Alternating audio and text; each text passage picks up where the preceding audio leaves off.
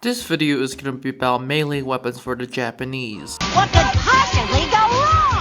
Although the content of this video sounds literally suicidal for the case of Enlisted, it is important to keep in mind the Japanese did use these for the defense of their homeland, especially as the war went on, mainly due to a lack of weapons since basically all of Japan was up in arms, with some of these units actually seeing some action in the form of Okinawa. But that said, this video is dedicated to Japanese weapons, Japanese Gold Order weapons that can be used on Enlisted.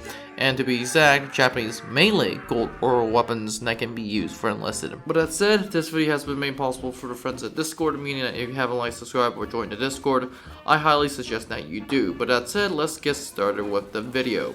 The first weapon that we have up is the Yori. The Yori was a Japanese spear, and these Yoris are characterized by a straight blade that can be anywhere between several meters, 3 feet, or more in length. These blades were made some sort of steel tamagon in which traditional Japanese swords and arrowheads were forged. They were very durable, although throughout history many variations of the straight Yori have been produced, with central curved blades and other blades. The Yori often had extremely long or sharpened portion of the blade, and the tongue protruded out to reinforce a hollow position in the hand, making it very stiff, shafting nearly impossible for the blade to fall or break off. The shaft came in different parts with widths and shapes, made out of hardwood and covered in bamboo strips, which came oval, round, and polygonal cross sections. These in turn were often wrapped in metal rings or wires and affixated with metal pompel and the button. Yori staffs were often decorated with metal or precious stuff as brass pins, flakes, or a pearl.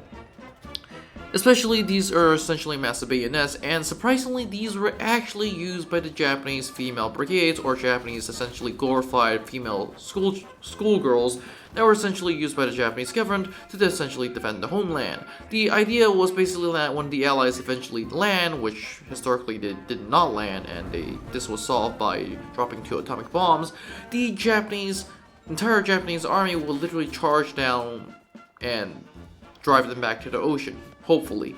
But that said, these units were actually given out to Japanese schoolgirls to defend their homeland, which is the crazy part. Next we have an equally terrifying weapon in terms of melee, and that is a Naganada. A Naganada is a pole weapon with several different variations, which Japanese may blaze, in this case a glaive. A Naganada consists of a wooden or metal pole with a curved single-edged blade on the end. It is similar to the Chinese guandao or the European glaive. Similar to the katana, Naganadas often have a round handguard between the blade and the shaft, which is mounted in a corsair forsure. The 30cm to 60cm or 11.8 inches, 23.6 inches, Naganada blade is formed with the same manner as a traditional Japanese sword. The blade had a long nagato with inserted in the shaft. The blade is also removable and secured by means of a wooden peg, with the shafts ranges from 12 cm to 24 cm in length and oval shape. The area of the shafts is where the tongue sits in the taku, and was often reinforced by metal rings, and these metal sleeves are wrapped with cords. The end of the shaft has heavy metal and end caps, where the end of the blade is covered with a wooden self.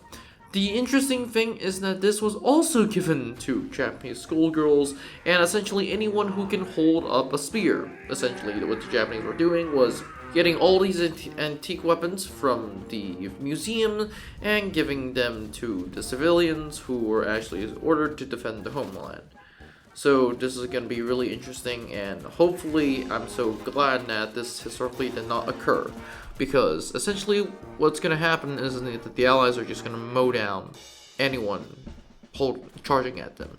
The next thing we have is even rarer, and this is actually no sources indicating that this was deployed on the battlefield or to be given to these soldiers.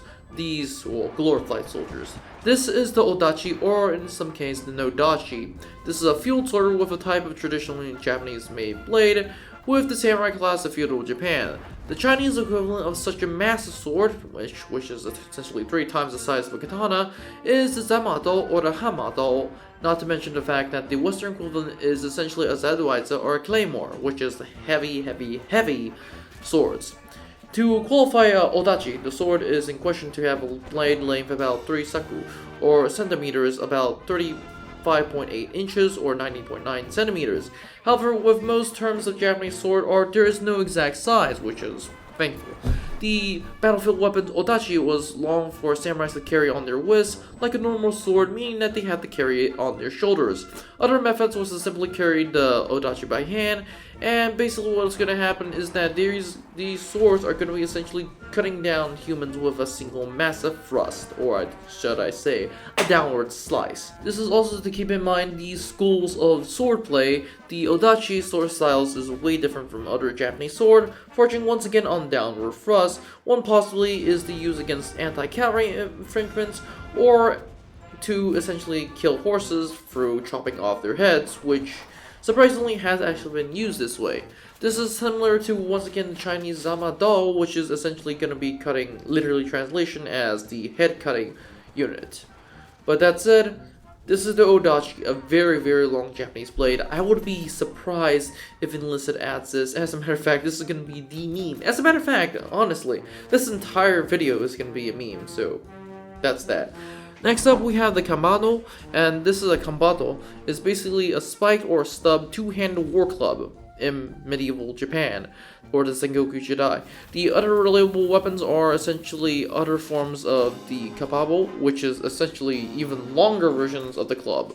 The kababo and other related spear weapons were constructed out of heavy wood and made entirely out of iron, with iron spikes and studs on the end. Essentially, these are going to have spikes, and you're going to have essentially a massive man with a baseball bat that is spiked. Essentially, that is what's going to happen, and the shaft section could be round, meaning that the fact that this thing is even more terrifying since it has a better grip. This is, once again, not documented to be used by the Japanese in World War II or given to second-line units for the defense of the homeland, which, thank God, but it is a good addition, considering the fact that essentially a war club is quite interesting for Enlisted to employ. Once again, it's going to be a meme. And the last one is definitely a meme, but it is actually historically accurate. This is the Yumi. Now, for those who instantly know what I'm talking about, this is a Japanese bow and arrow. To be exact, it's essentially an English longbow, but for the Japanese. This, used in English, is referred to a traditional Japanese bow and includes the longer daiku and the shorter hakuyu, which is essentially a practice of Japanese archery. The Yumi was an important weapon of the samurai during the feudal era or the Sengoku Jidai, with Japanese shooting arrows known as ya. The Yumi is essentially a tall, standing in 2 meters, 6 feet 7 inches, and typically surpasses the height of the archer. This was traditionally made by laminating bamboo, wood, and leather using techniques that have not changed for centuries, in which the process is long and is painful. One little mistake is going to cost the bow, and essentially you're not going to have a good bow. Several hypotheses are to offer the shape, considering that the shape is actually unique, and other claims, considering the fact that how this thing was made, is quite interesting.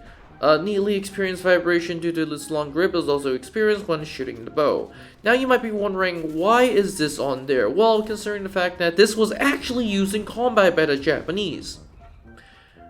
For those that are interested, there is a Japanese soldier holding a Yumi in combat against the Chinese in the Battle of Shanghai in 1937.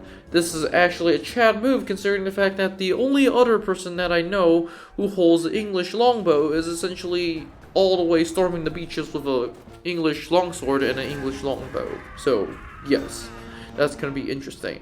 But it is also good to see the Japanese essentially have their own Yumis and they're using it in action. But that said, guys, this is the Japanese Yumi, and hopefully I don't even know how Enlisted is going to implement this. I don't think Enlisted is going to be implementing any of these except for the Naganada or a Yori. But that said, this is all it for this video. Essentially all meme weapons. But that's it, guys. Don't forget to like, subscribe, and join Discord, and I'll see you in the next one.